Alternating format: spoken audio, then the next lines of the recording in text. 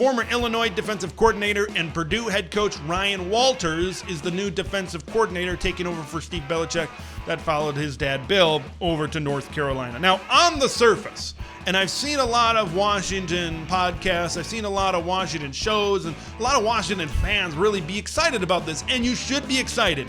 You should be positive, and you should be optimistic, but you should be a little bit realistic in what we've seen over the last handful of years for Ryan Walters.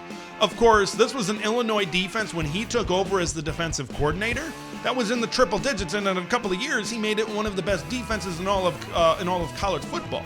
That is certainly impressive. It allowed him to get a head coaching job, to become the head coach of the Purdue Boilermakers.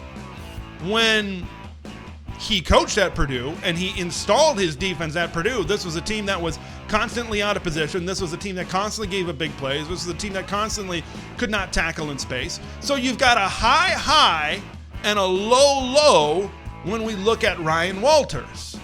Is Washington going to achieve that high in 2 years like Illinois was able to do? I certainly wouldn't put my eggs into that basket. Are they going to be an utterly atrocious defense like Purdue was?